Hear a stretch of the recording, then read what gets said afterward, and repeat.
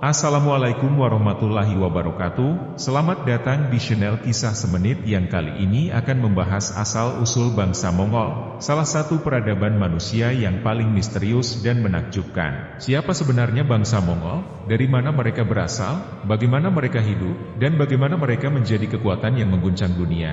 Mari kita mulai dengan melihat gaya hidup nomaden mereka. Bangsa Mongol adalah orang-orang yang tidak menetap di satu tempat, tetapi berpindah-pindah sesuai dengan musim dan kebutuhan mereka. Mereka tinggal di kemah-kemah yang disebut ger, yang terbuat dari kayu dan kulit binatang. Mereka juga membawa hewan ternak mereka, seperti kambing, domba, dan kuda, yang menjadi sumber makanan, susu, wol, dan transportasi mereka. Bangsa Mongol adalah keturunan dari Alan Jahan, seorang pahlawan legendaris yang memiliki dua anak kembar, Tatar dan Mongol. Dari kedua anaknya ini, lahirlah dua suku besar, yaitu suku Mongol dan suku Tatar. Suku Mongol dipimpin oleh Ilham, sedangkan suku Tatar dipimpin oleh Sanjahan. Bangsa Mongol hidup di daerah yang sangat keras dan tidak ramah, yaitu stepa Mongolia. Stepa adalah dataran luas yang ditumbuhi rumput-rumput pendek dan jarang ada pepohonan. Stepa Mongolia berada di antara dua pegunungan besar, yaitu pegunungan Ural di sebelah utara dan pegunungan Altai di sebelah selatan. Bangsa Mongol harus beradaptasi dengan iklim yang ekstrim di stepa Mongolia.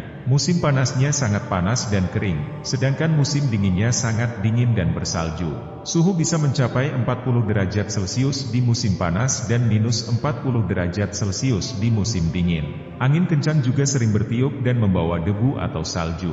Bangsa Mongol sangat bergantung pada hewan ternak mereka untuk bertahan hidup. Mereka memakan daging, susu, dan keju dari hewan-hewan mereka. Mereka juga menggunakan kulit dan wol hewan untuk membuat pakaian, selimut, dan tenda. Mereka juga berburu binatang liar, seperti rusa, kelinci, dan tupai, untuk menambah variasi makanan mereka. Bangsa Mongol tidak hanya hidup dari hasil peternakan dan perburuan, tetapi juga dari hasil mencuri dan merampok. Mereka sering menyerang daerah-daerah pertanian yang berada di sekitar stepa Mongolia, seperti Tiongkok, Rusia, dan Persia. Mereka mencuri tanaman, ternak, dan barang-barang berharga dari penduduk setempat. Mereka juga membunuh, menawan, atau memperbudak orang-orang yang melawan mereka. Bangsa Mongol memiliki alasan untuk mencuri dan merampok. Pertama, mereka membutuhkan sumber daya yang lebih banyak untuk memenuhi kebutuhan mereka yang semakin bertambah. Kedua, mereka ingin membalas dendam kepada bangsa-bangsa yang pernah menindas atau menghina mereka. Ketiga, mereka ingin menunjukkan kekuatan dan keberanian mereka kepada musuh-musuh mereka. Bangsa Mongol juga memiliki cara untuk mencuri dan merampok. Mereka menggunakan kuda yang cepat dan tangguh untuk bergerak dengan cepat dan mengejutkan musuh.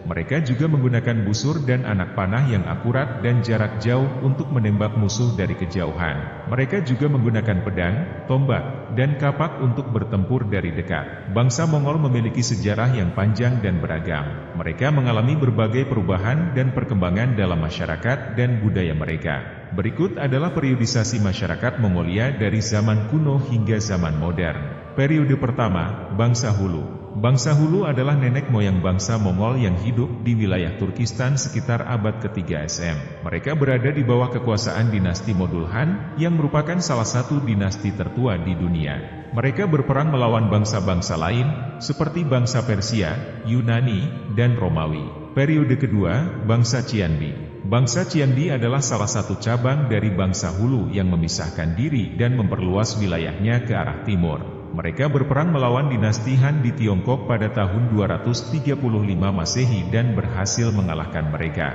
Mereka juga berperang melawan bangsa Korea dan Jepang. Periode ketiga, negara Junchan. Negara Junchan adalah negara yang dibangun oleh sisa-sisa penduduk negara Qianbi yang berhasil lolos dari serangan bangsa Turki. Mereka mendirikan ibu kota mereka di Karakorum, yang menjadi pusat kebudayaan dan perdagangan di Mongolia. Mereka juga berhubungan baik dengan bangsa-bangsa lain, seperti bangsa Arab, India, dan Eropa. Periode keempat, bangsa Turki. Bangsa Turki adalah bangsa nomaden yang berasal dari Asia Tengah. Mereka menginvasi Mongolia pada abad ke-6 dan menguasai sebagian besar wilayahnya. Mereka juga memperluas wilayahnya hingga ke semenanjung Korea dan Tiongkok. Mereka membawa agama Islam dan budaya Turki ke Mongolia. Periode kelima, bangsa Turki menjadi kuat di Mongolia. bangsa Turki menjadi bangsa yang dominan di Mongolia pada abad ke-8.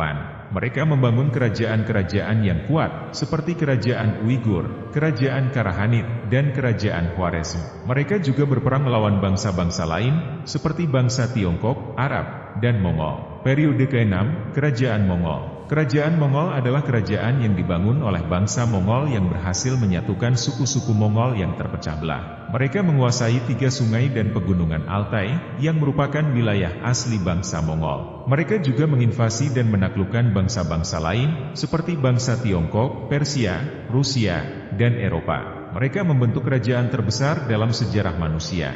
Salah satu tokoh yang paling berpengaruh dalam sejarah bangsa Mongol adalah Genghis Khan. Genghis Khan adalah pemimpin besar Mongol yang berhasil menyatukan suku-suku Mongol yang berselisih dan membangun kerajaan yang luas. Siapa sebenarnya Genghis Khan? Bagaimana ia menjadi pemimpin tertinggi bangsa Mongol? Dan apa saja prestasi dan warisannya? Mari kita simak kisah hidupnya. Genghis Khan lahir dengan nama Temujin pada tahun 1162 di dekat Sungai Onon. Ia adalah anak dari Yesugei, pemimpin suku Borjigin, salah satu suku Mongol yang terkenal. Ia memiliki 3 saudara laki-laki dan 1 saudara perempuan. Ia juga memiliki seorang ibu yang bernama Hoelun, yang sangat mencintai dan melindungi anak-anaknya. Genghis Khan mengalami masa kecil yang sulit dan penuh dengan kesulitan. Ketika ia berusia 9 tahun, ia dikirim oleh ayahnya untuk menikahi Borte, putri dari suku Konkirat, sebagai bagian dari aliansi politik. Namun, dalam perjalanan pulang, ayahnya diracun oleh suku Tatar, musuh bebuyutan bangsa Mongol. Temujin pun harus mengambil alih posisi ayahnya sebagai pemimpin suku Borjigin, meskipun ia masih sangat muda dan tidak berpengalaman. Genghis Khan tidak hanya harus menghadapi tantangan dari suku-suku Mongol lain yang tidak mengakui kepemimpinannya, tetapi juga dari keluarga dan sahabatnya sendiri. Ia dikhianati oleh saudara tirinya,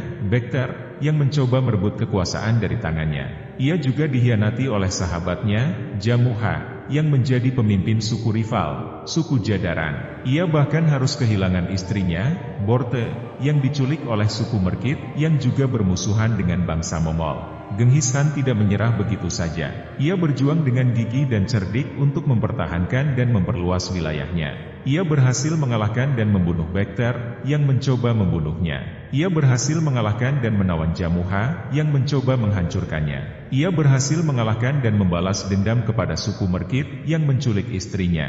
Ia berhasil menyelamatkan dan mengembalikan istrinya, Borte, yang melahirkan 4 orang putra darinya. Genghis Khan tidak hanya berperang untuk dirinya sendiri, tetapi juga untuk bangsanya. Ia memiliki visi untuk menyatukan suku-suku Mongol yang terpecah belah dan saling bermusuhan. Ia ingin menciptakan sebuah negara yang kuat dan sejahtera di bawah satu bendera dan satu hukum.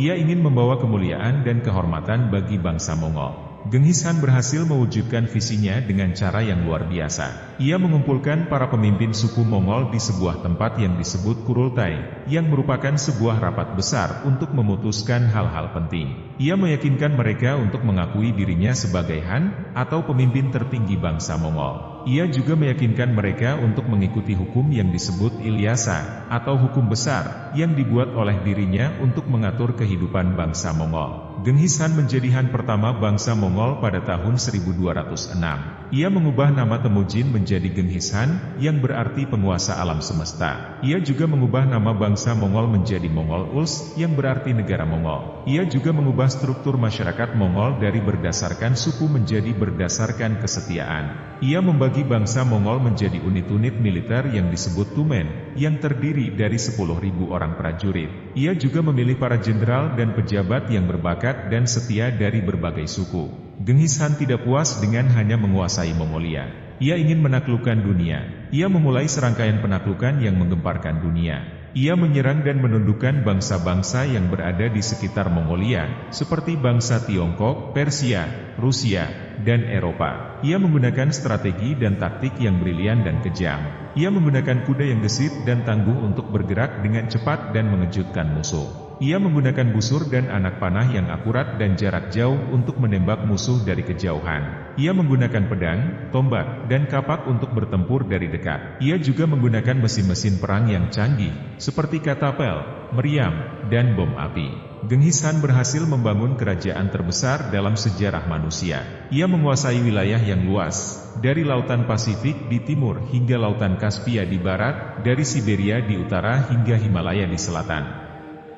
Ia menguasai lebih dari 12 juta kilometer persegi, atau sekitar 22% dari daratan dunia. Ia menguasai lebih dari 100 juta jiwa, atau sekitar 25% dari populasi dunia saat itu. Genghis Khan meninggal pada tahun 1227, ketika ia sedang menyerang bangsa Xia Barat di Tiongkok. Ia meninggal karena penyakit atau luka yang tidak diketahui. Ia dimakamkan dengan cara yang sangat rahasia. Ia dimakamkan di suatu tempat yang tidak diketahui oleh siapapun, kecuali oleh beberapa orang yang terpercaya. Ia dimakamkan dengan harta benda dan binatang peliharaannya. Ia juga dimakamkan dengan orang-orang yang membantunya menguburkannya, agar rahasianya tidak bocor. Hingga kini, lokasi makam Genghis Khan masih menjadi misteri. Banyak orang yang mencoba mencari dan menemukan makamnya, tetapi tidak ada yang berhasil. Banyak lokasi yang diklaim sebagai makam Genghis Khan, tetapi tidak ada yang bisa dibuktikan. Beberapa lokasi yang diklaim sebagai makam Genghis Khan adalah Gunung Burhan Khaldun, sebuah gunung suci di Mongolia, yang diyakini sebagai tempat kelahiran dan kematian Genghis Khan. Gunung Altai, sebuah pegunungan di Mongolia, yang diyakini sebagai tempat Genghis Khan dimakamkan bersama dengan nenek moyangnya. Gunung Henti, sebuah pegunungan di Mongolia, yang diyakini sebagai tempat Genghis Khan dimakamkan bersama dengan istrinya, Borte.